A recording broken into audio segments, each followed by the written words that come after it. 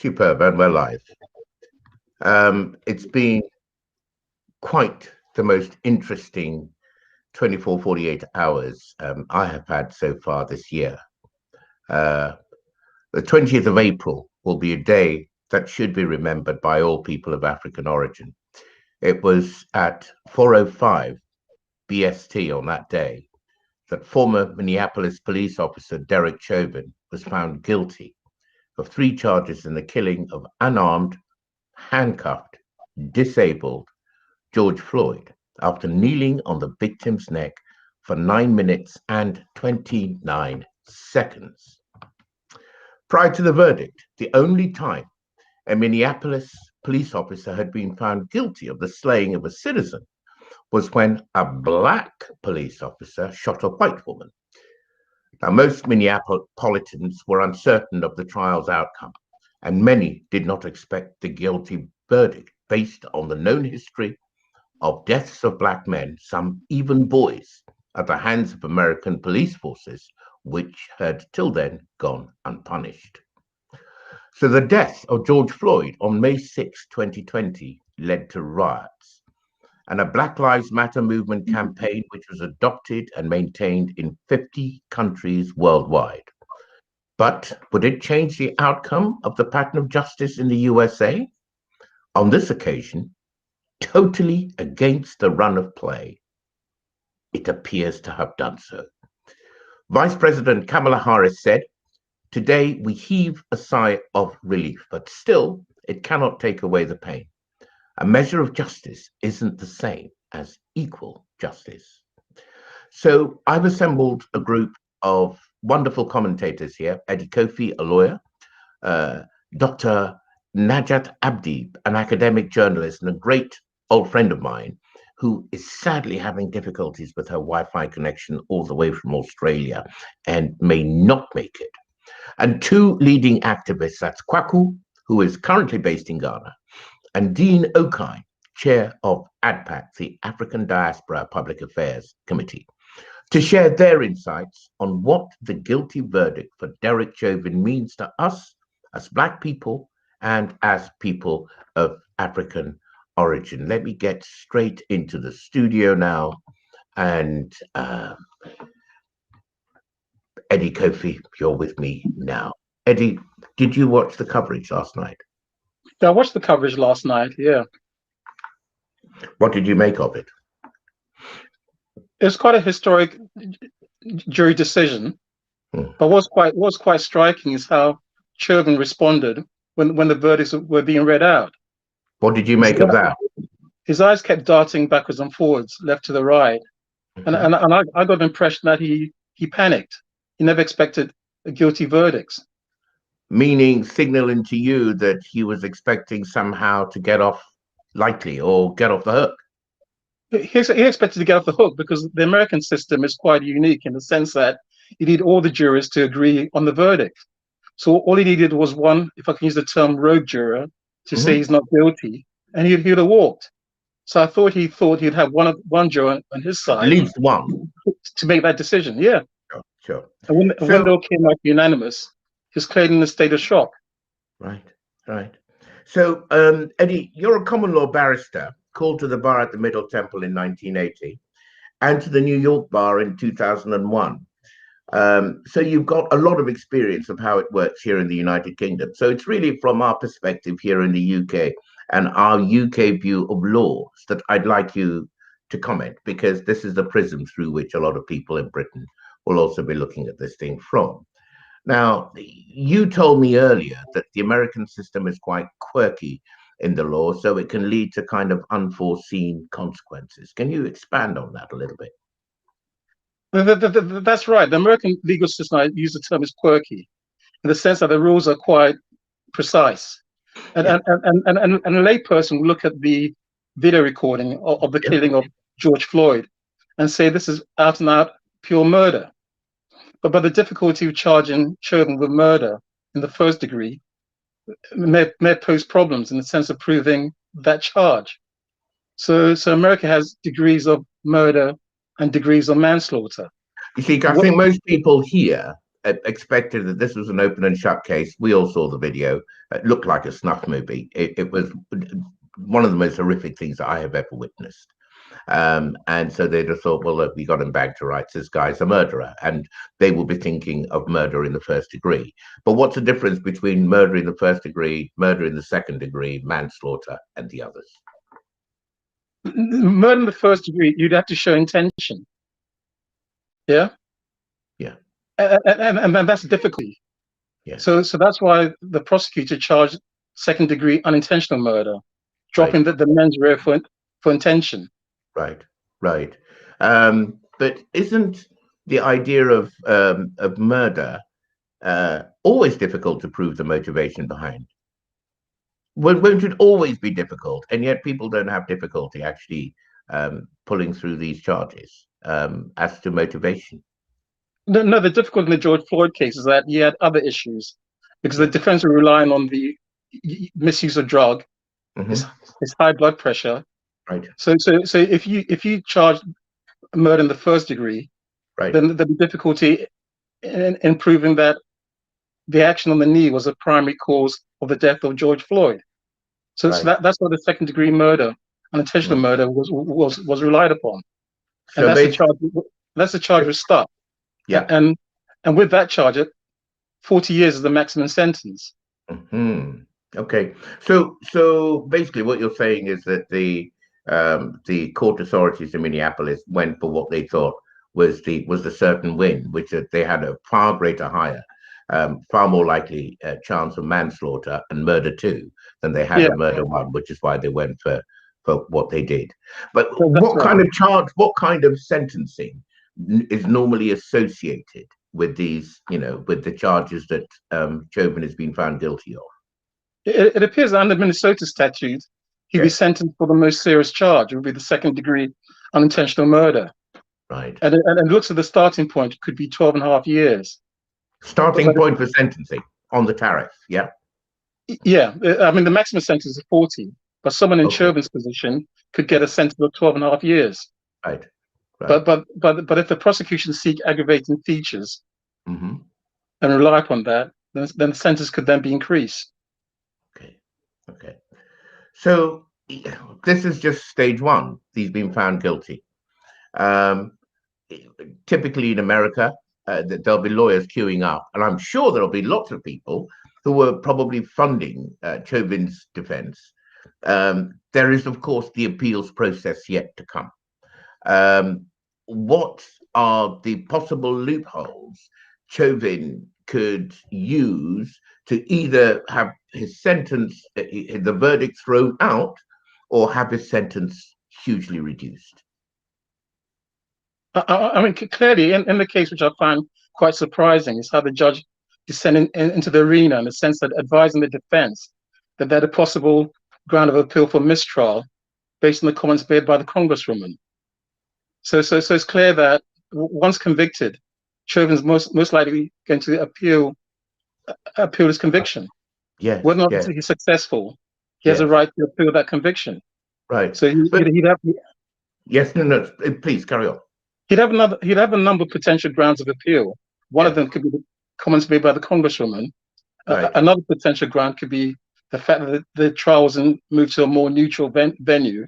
Right. Another potential ground of appeal could be the fact that the Floyd family were paid compensation before the trial commenced.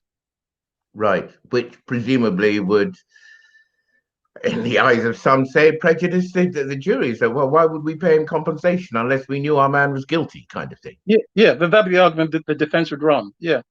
Sure.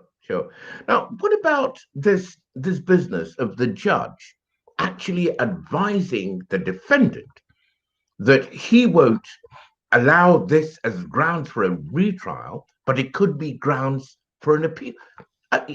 Do you people do that? Excuse me, by you people, I mean lawyers.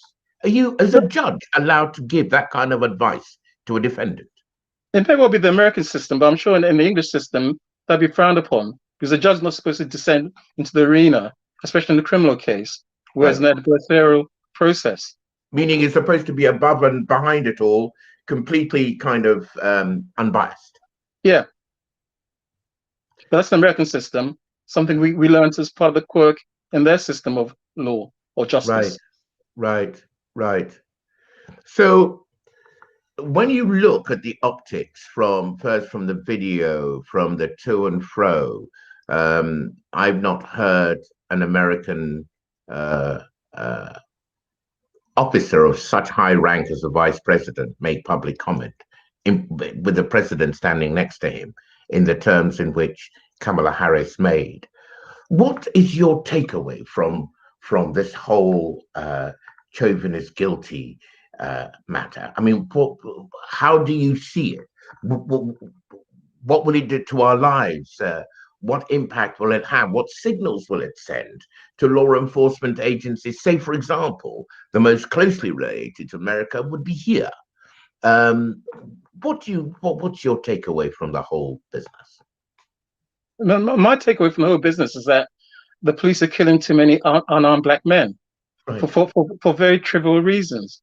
Right. George Floyd was killed for a forged $20 bill. Whether or not that's been proven forged or not, I'm not too sure. Other people have been killed for traffic violations. Yeah. So these are offenses, potential offenses, which are, Americans use the words misdemeanors, not felonies. So why should you lose your life for a minor offense? Lethal force. Yeah. Okay. So I think the President Biden and Vice President Kamala Harris are trying to address the issue of excessive force being used against black men in particular. Right. And the George Floyd policing bill is being passed through the American system. Okay. Can I share with you a statistic? In 2017, 457 white people were shot by the American police. 223 black people were shot by the American police. So it looks as if the police are killing an awful lot of white people as well in America. However, the population of white people is 83.8% in Minnesota. The population of black people is only 7% of the total population. So if the police were killing people like for like, black deaths should be 1/12 of the deaths of police people. But in actual fact, it was 223. 1/12 would have been 38 people. So the rate at which black people, forming only 8% of the population, are being killed just in Minnesota, it's almost genocidal. I mean, this is the take of an ordinary citizen, say, like myself. I'm a journalist, but other people view these numbers and they are rightly, totally incensed. As a lawyer, as an officer of the court, what's your take on that, Eddie? What you need to analyze is the reasons why they were killed. What alleged offenses were they allegedly committed? That's not the angle you should look at and break that down. Because clearly in George Floyd's case, there's a forged $20 bill. That doesn't make sense. That someone should lose their life for a fake $20 bill. And the issue is whether he actually knew it was fake himself. It could have been passed on to him by his friend. So that's the issue. It's a trivial offense which leads to loss of life. Right. Do you care to comment on how you understand the motivation of people? I mean, you stopped working criminal cases a while back, but you have come across the criminal fraternity and you will know how the police respond to them. How do you explain this excessive use of violence? I mean, for a man to lose his life in the circumstances that he did over a potentially fake $20 bill, how do you characterize the mindset of the police who would do such a thing? The problem is you have to make a distinction between English policing, if I use that term, and American policing. Right. Because clearly we have complaints about English policing, but it's not on the same brutal level as the American policing. Right. And on top of it, American police are armed. And when they're dealing with black men in particular, they seem to be quick to draw their arms. Right. If English police were armed, this is a purely hypothetical question, would we see escalating levels of violence in the same way? Because when I see the way the British police manhandle particularly young black men in public situations, the levels of violence that are used shock me. That's an argument not to arm the British police. Absolutely. Absolutely. Because they're clearly statistics about the use of tasers on black men, which the police use more frequently on black men. Right, right. Okay. Eddie, thank you so much for joining us, for your insights and on how the quote unquote quirky American system works. Personally, I expect there to be many more ups and downs in this case. I don't think it's over by a long shot. It's like 15 minutes into the game, and it's 1-0 to those who respect Black lives. But there's a lot more to be played. Eddie, thank you so much for joining us. Thanks Thank you very much indeed. Okay, so I'll let Eddie go now and bring on board, waiting in the wings, all the way from Accra in Ghana, Kwaku. Kwaku is a social activist. I mean, one of the pioneer social activists, I should say, from back in the day, about 40 years experience or so in the field. He was also one of the pioneers in the creation of Black music platforms for African Caribbean musicians in the UK. And over the years, Kwaku has seen a lot of issues around the police and a lot of legislation come and go. Kwaku, thank you so much for joining us. You're welcome.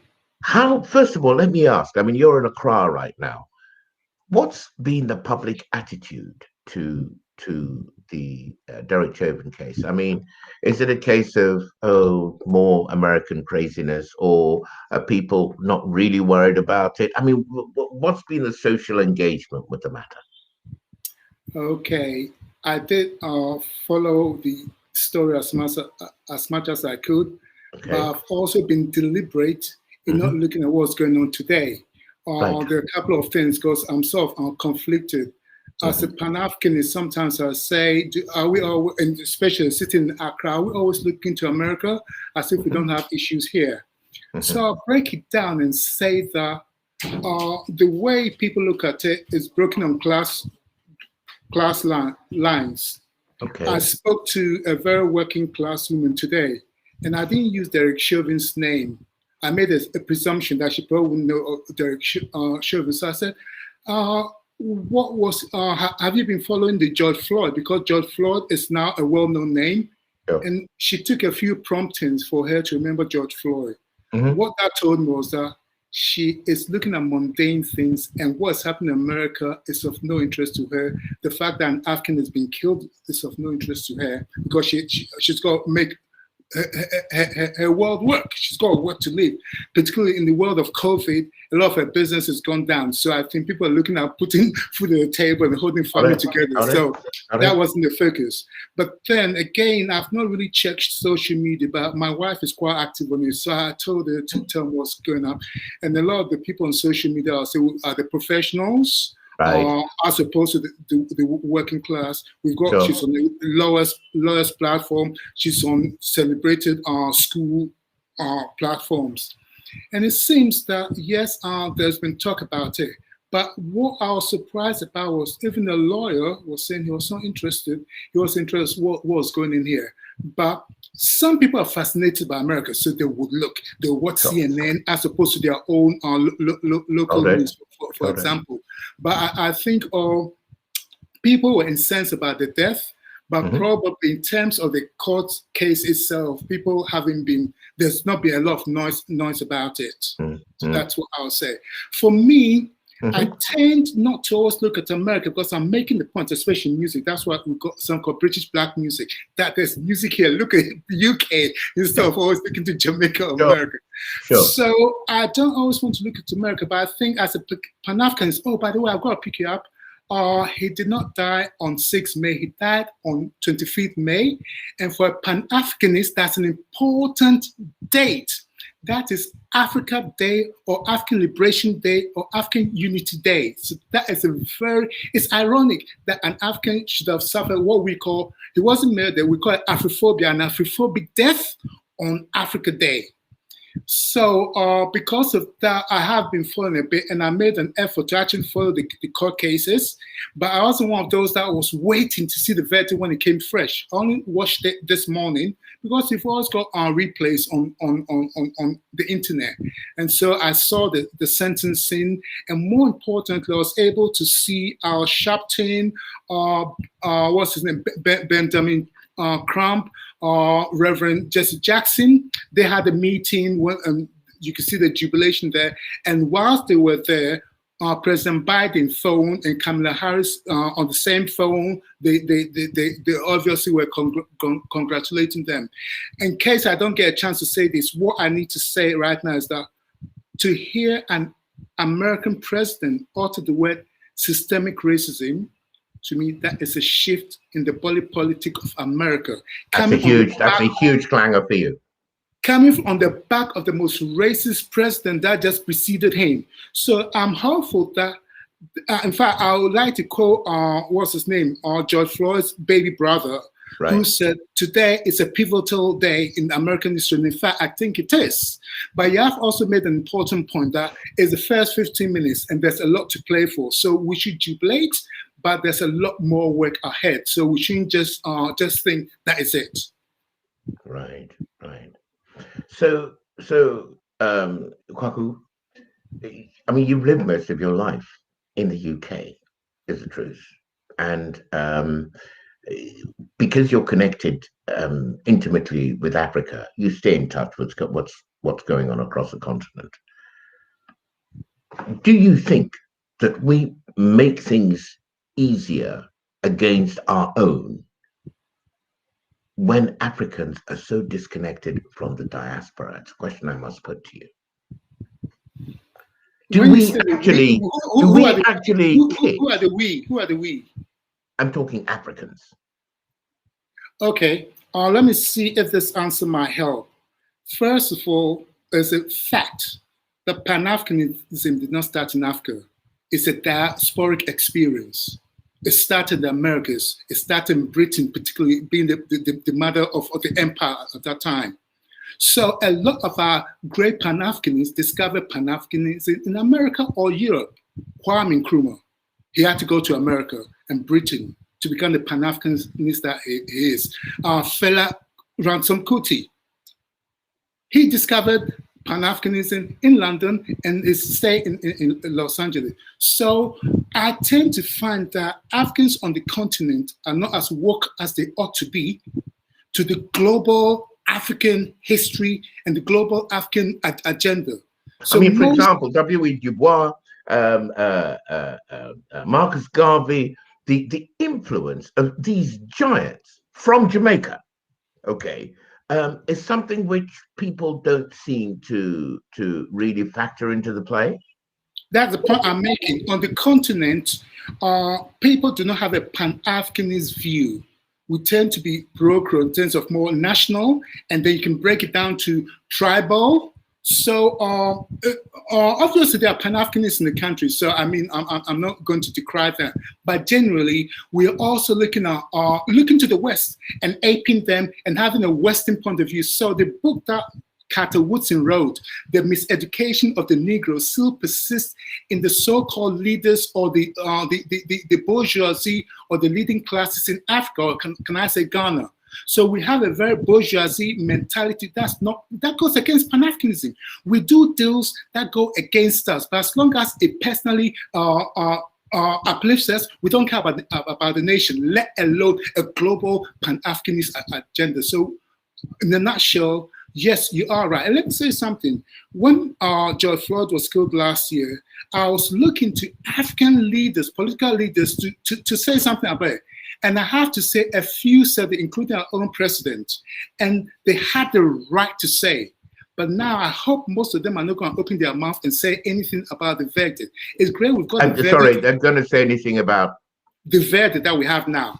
It's great. Let me just explain. It's great that we've got the verdict that we have. but most of us do not have the moral ground to comment, because you've got to look at what's happening in our countries. And let me be specific about Ghana. Just last week, the La people, that's people north of Accra, indigenous people of Accra, they were brutalized by the military. They had weapons on them, which were guns. They were beating them with sticks. Someone had his head battered. I don't know whether it was a stick or a gun. That is the military that's supposed to be supporting and defending Ghanaians. They're protecting civilians. Now they've written a letter of apology, but that's not good enough. Do you know who's written? Sorry. The military authorities. The military authorities have written a letter apologizing for brutalizing the civilians and journalists as well. And I think a few of the police there also got a bit of a beating. And what was it about? It was about the military trying to appropriate lands that belong to the Ga people, the La people. That's been going on for a long time, which people with political power appropriate lands. So I don't think, and our president cannot say it's not aware of it. So I'm mindful that our president does not utter anything about on this verdict. Let it go. We've got the verdict that we have, because they don't have the moral authority to pontificate on something outside the country when they have not sorted out what's happening internally. And again, if you don't mind me adding, one thing we're also fighting in terms of being an environmentalist, that our waters are being polluted by people that are called galamsey. Galamsey is small-scale illegal mining, but it's a lot of it dominated by Chinese people who bring in heavy earth-moving equipment. They are sometimes even protected by our own military. Our leaders know about it, and when you report these things, nothing's been done. You ask yourself why? Because the ears of leaders are sometimes blocked, and they become deaf to the tribulations of their own people. Waters that are potentially going to poison, or the source of water for millions of people, it's continuously being degraded, and nobody says anything about it. Okay. I tell you one thing, Kwaku. I'm quite interested in us cultivating our own media voices, because the agenda and the issues that are propagated are those which fit the narratives that CNN, Al Jazeera, BBC, all foreign-owned, all foreign-controlled, find appropriate for whatever their purposes may be. I'm attempting to do a bit of truth-telling here, and sometimes the truth is an ugly beast. Sometimes when you look the truth in the eye, what you see you may not like. However, it has to be the starting point.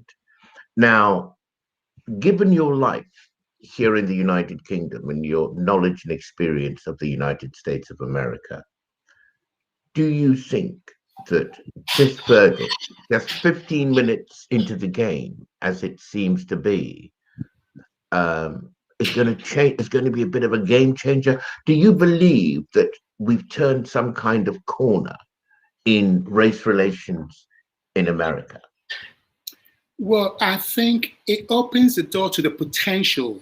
At the very least, it opens the door to the potential, because before today, no one could predict whether we're going to get this verdict. I saw the families and friends of George Floyd saying how they prayed, and they were very hopeful, and it's been delivered. But to be honest, I am a Christian. But when I saw that case, and we know the history of the American judiciary history, I wasn't quite sure whether we're going to get the verdict that we've got. So what I can say is that it's opened the window or the door to the potential of having things done properly. Remember, in fact, it's the George Floyd Justice in Policing Act. Right now, it's waiting for the Senate to approve it. Still, House of Representatives have moved it forward, even though it was very much on the party political lines. That is supposed to reform the police. That is something that, obviously, if that comes to fruition, it's going to have a practical effect. So it's a multi-pronged approach, having the politics, the legislation. But I think the fact that you have an American president using the word systemic racism, and I tell you something, I do not think that even the African American president that we had ever. Obama ever said systemic racism. The only utterance I remember him on race was that if I had a son, it would be like Trayvon Martin. That is the only utterance on racism that I heard him say during his presidency. So I think I don't mind harping on the fact that sometimes people say, oh, it's mere window dressing. No. Even presidents' hands can be held to behind their backs to some extent. They don't have all the power that they want to. But we've got a better president of America, in fact, the world, because when America coughs, we get a chill, what saying goes. So we have to be interested to some extent in what is happening in America. And I'm saying we've got a president saying systemic racism. That gives a code or encouragement to people who want to do the right thing, because America is not all bad. There's some good people in there, including Minnesota. And I'm talking not just about the Africans, but the Europeans. This would not have happened if it wasn't some, what should I say, legislators, police people in Minnesota that wanted to see. The police chief actually testified against one of his own. Kwaku, I have one last question for you here. Yeah. What? I mean, this goes not so much to the Chauvin case, but this goes to the question of wokeness in Africa. Because one thing is for certain, if Africa is divided, the whole world's coming there. And they're not coming there to play. They are coming there to eviscerate the place, carve it up into little bitty chunks and digest it all. What do you, as an activist, want to do about this awareness? Is it something that starts with the grassroots? Is it something you do through the media? Is it something that you do through the formal educational curriculum? Right. Before I answer that, because I think it would not be spoken otherwise, we have to give respect to the Minnesota Attorney General, an African-American called Keith Ellison, right, a former congressman who took upon this case, and he used all the resources he could to gather the most dynamic legal team to push this thing forward. So sometimes it's not about having just an African in position, whether in America or the UK. It's where they're coming from, and you use the word woke, whether they woke or not. This was a woke attorney general that made that difference. So never mind the prosecutors in there. If they didn't have the backing of the attorney general, it may not have happened. But coming back to your question, which I've slightly forgotten, I think, yes, it has to be on all fronts. The media has a part to play. So we've got to work towards the media for them to be talking about things. Let me just give you an example in the context of here. We've been trying for the last year. It just occurred to me, 6 years ago, that's next month will be 6 years ago when we put in our submission to the Chakrabarti report. And we also wrote an open letter. It was called Afrophobia, call it by its name. That's anti-African racism. How is that going to have currency if we don't engage the media and for the media to start using it? I noticed, if you don't mind me saying, Patrick Vernon used it in one of the independent reports on race. So the media has a role to play in pushing forward agendas. But we also, yes, have to talk to the grassroots, get people on board, because it's a hard struggle, especially if you're in Ghana right now, because people do not have a culture of activism or protest. I'm not saying they don't do it, but it's not, what should I say, very pervasive. You really have to push people, including people for whom the issue affects directly. Most of these things, I can lie in my bed comfortably and it's not going to affect me. But that doesn't stop me being passionate about it. Those that should be naturally passionate about it, it's a hard struggle. Understand, some people have got food on their table, they've got children issues, or what they've got to survive day to day. I mean, that's the reality. Life goes on. You know? Absolutely. So it is a hard struggle trying to conscientize people to being active citizens. And since I've just got me before you move forward, our president, before he became president, said he encourages Ghanaians to be active citizens.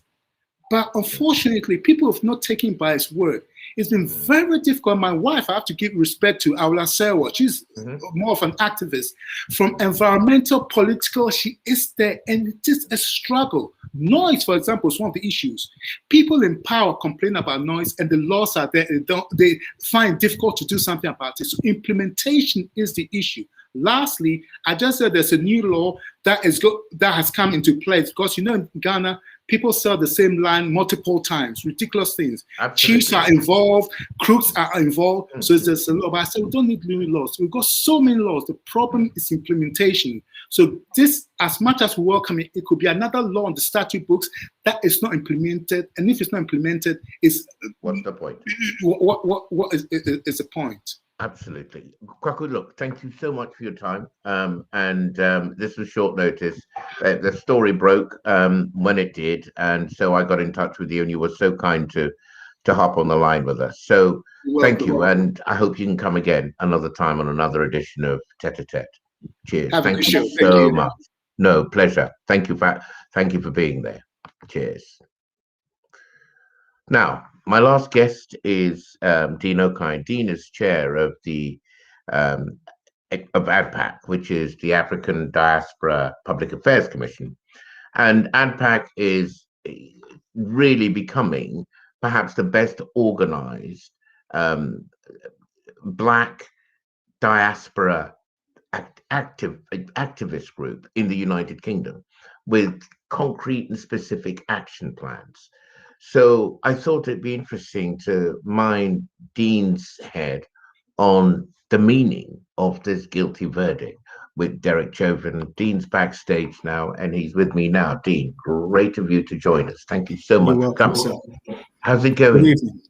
Fantastic. Good evening to you. Terrific. Dean, well, look, you've been backstage. You've heard the run of the conversation as it's gone. What's your sense?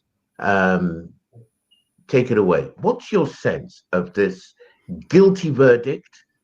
What does it mean for us? And what can we do to either leverage it or accelerate whatever wins are coming out of it? First of all, what is it? So, and literally, just as I go to start speaking, my neighbor starts drilling. I can't believe that. That's absolutely ridiculous. Hopefully he stops. In any case, yeah, I preface this with the question, what is the currency of an African life? We cannot underestimate how important that question is, because a man who was recorded, and when we talk about premeditated murder, nobody who cannot breathe can survive. We talk about our list of needs, and oxygen comes above water. That's fundamental. And man would fight everybody for water. So when this man was recorded kneeling on a fellow human being's neck for almost 9 minutes, he shouldn't have gone to trial. He should have gone straight to sentencing because he was guilty. So it makes me ask the question, what is the currency of an African life? And just to give the currency, currencies only have value based on what the collective of people place, be it that $20 bill that he was alleged to have passed as a forged note, be it a bar of gold, be it a little blonde girl who police have been investigating her disappearance for longer than she was alive, to the cost of 11 million UK pounds sterling to the Treasury. Baby Maddie. Currency of an African life. And if an African life currency is low, then it must be based on something. It was based on the African Holocaust, the resulting transatlantic slave trade, the extrapolation of free labor from Africans who still have no value, who are still dehumanized to keep us from the continent that we have no rip with, that we have no value in, that can be raped at any time by anybody. So the institutional currency of an African life is incredibly low, which is why we're skipping through our hands for something that should have been quite a rudimentary and expedient process, but wasn't. because there is very little currency in African lives. What you're saying basically is that people are arguing the toss, and all of these black lives that get snuffed out by American policemen using lethal force. It happens because black lives have actually, despite what the slogan says, black lives at the moment don't really matter. And, you know, if I may paraphrase, so what you're saying also is that the value you place on the life depends on whatever you can back up that life with. Part of what you back it up with is confidence, belief, and faith in that life. The other thing you back it up with, can't believe they're doing that.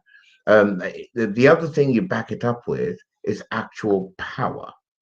So that if, you know, the life is backed by some kind, well, the French call it the force de frappe, some kind of force that if you do something to a black person, something awful is going to happen to you.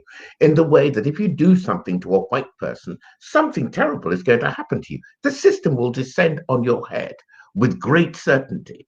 Doesn't seem to happen with black people. Now, what's our next step? What is the ADPAC position on where to go from there? So before I touch on the ADPAC position, I'll just give you a case, because you mentioned something very important about ramifications. The United States of America no longer has an appetite for military warfare in Somalia. This was based on Black Hawk Down. Now, when that helicopter was shot down, the US soldiers were killed in military battle. Then they were set on fire and their bodies were paraded through the streets, and they were filmed, and the people cheered, and they burned American flags, and they paraded the bodies as if they were mannequins, in a very similar way that our bodies were strange fruit hanging from trees in the United States when they made postcards. Americans had no appetite for the international market, the world audience watching TV, to see bodies of US soldiers paraded through the streets as husks. Therefore, what they did was change their policy about being on the ground and trying to put air bases in Somalia. Ramifications. Life begets life. It is one of the oldest laws on this planet. They fear economic loss, not the sacrifice of people, loss of property, and then the optics of loss of life. We, through our conditioning, would rather shoot our brothers where we are fearless, but it is our inner slave that stops us from creating these kind of ramifications for Europeans based on a 500-year experiment, the 500-year Black experiment that we have been the unwitting subjects of. And that is as metaphysical as it is psychological and scientific in terms of the social sciences. What are you saying, Dean? What are you saying? I mean, wrap this up. I could, because there are so many possibilities and consequences to what you're saying. Are you saying that the way for this to happen is for violent resistance, or are you saying that? What are you saying? But this is a very important. This is a very important point for the Absolutely. optics of what you're putting across now, and I must ask about it. So think about this. You have private contractors in Ghana right now from a company called Blackwater, who have been granted through what Ghanaian legislation, the permission to carry arms to kill people with said arms on behalf of their clients. Any permissions? No. All power is self-appointed, bar none. ADPAC's position is this. We are now entering the political process of backing a political party and political candidates for transformational change. So we back the Police and Crimes Commissioner candidate for the West Midlands, Reverend Desmond Jeddo, who has a transformational policy in terms of hiring ethnically representative police specials to work in communities that will be followed up by ethnically representative police. Mayoral candidate Brian Rose has exactly the same transformational policy. We also back independent candidate Glendon Slowly for New Cross, and independent, We Matter candidate Huey Rose for Enfield in the Southbury ward, to make these changes to how law enforcement is represented. And I apologize for my neighbor drilling. For the schools to industry pipeline, which is how we employ the public health approach in dealing with our own serious youth violence, because this always becomes a question the minute that you start talking about Black Lives Matter. Some smart aleck asks, what about blacks killing blacks? Our answer is the public health approach, and it must be done through transformational politics.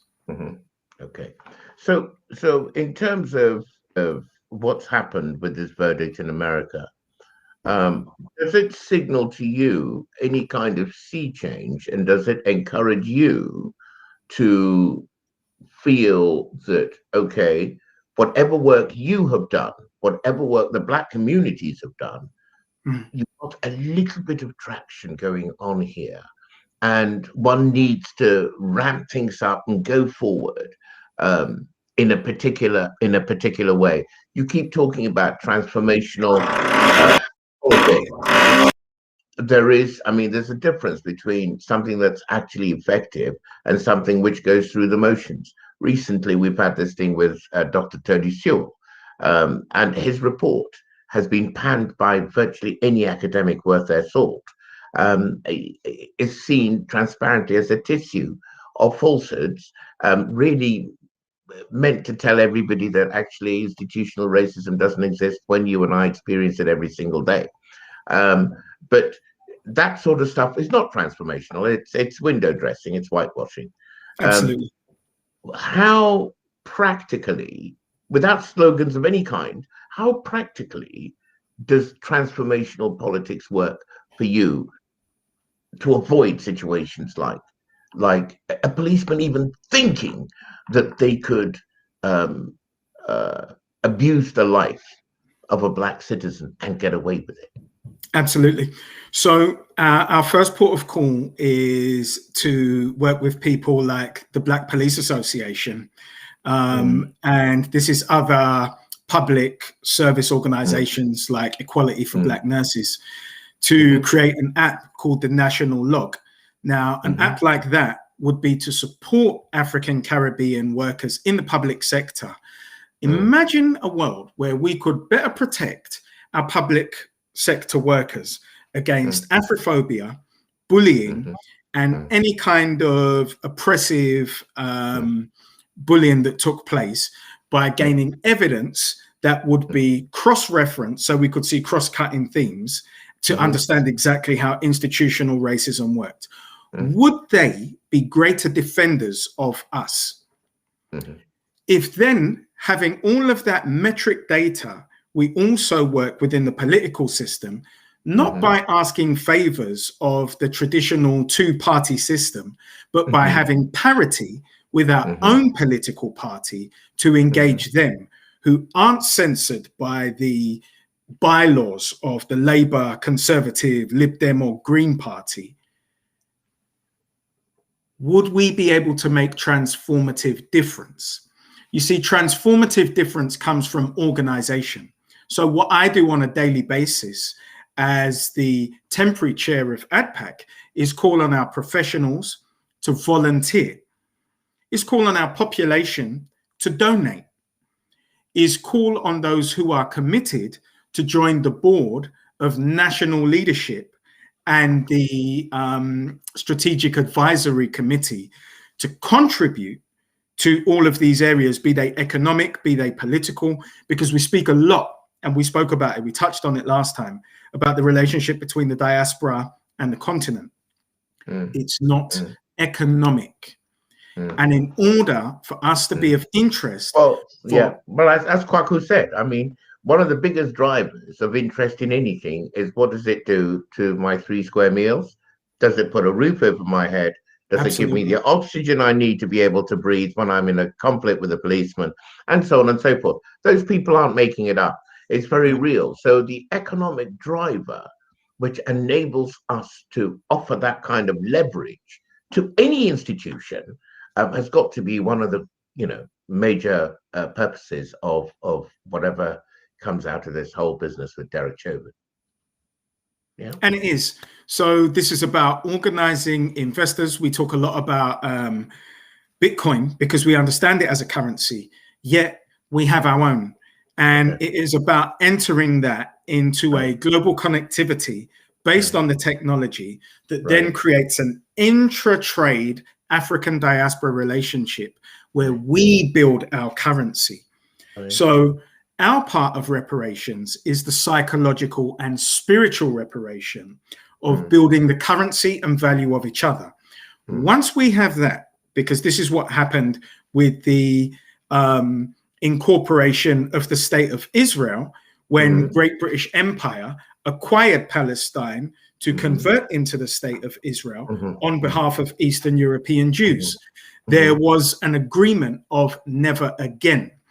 We have yet to create this transformative spiritual agreement of never again will our bodies be kidnapped, exploited, or will our murders be unacceptable, or what happened in Mogadishu would happen globally to any European that murdered an African via being witnessed on camera or could be identified afterwards.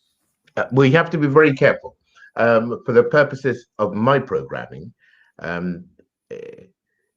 whereas I'm 100% committed to the betterment and the elevation of people of African origin everywhere,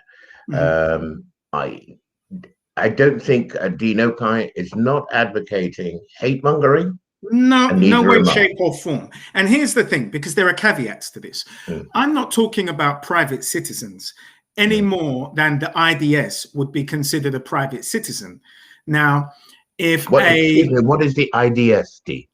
Sorry, the Israeli Defense Service. So when you have a state military and a state apparatus that will comment on international murders of those compatriots who happen to be in another destination, there are economic consequences, there are political consequences, and sometimes there are military consequences. And this is what needs to be stated, but this is something that has to be packaged in such a way that people understand. I fully concur. Yeah, so that's where we are. But what you've done is that you've joined the dots on things which seem disconnected and disjointed from each other, but are actually one thing leads to another, to another, to another. And I think that I've come to the end of my time. Dean, thank you once again for joining me on Tete a Tete. And I hope you found the program interesting, and I certainly will, look at your insights and those of Kwaku as well very closely going forward. But you must come again. Thank you. I would look forward to it. And I would just like to say, based on Kwaku's point, for the definitions of Afrophobia, if you go to the ADPAC website, adpac.net, adpac.net, you can download the definitions of Afrophobia. And as we come to adopt those definitions and articulate them, then we start to build a currency in our own lives. That grows. Thank you so much, Dean. I think that's about all we've got time for tonight. It's always difficult to know where these things are going to go, but that's the purpose of having people with experience and insight. They can lead the conversation in a myriad of ways. So Big thank you to Dean Okai, chair of ADPAC tonight, our friend Kwaku from Accra in Ghana, and of course the wonderful lawyer Eddie Cofie, no relation, I should say. His Cofie's got an E on the end, and it starts with a C, mine's a K. But nevertheless, a wonderful, wonderful friend. Thank you all very much for joining us, and have a good night.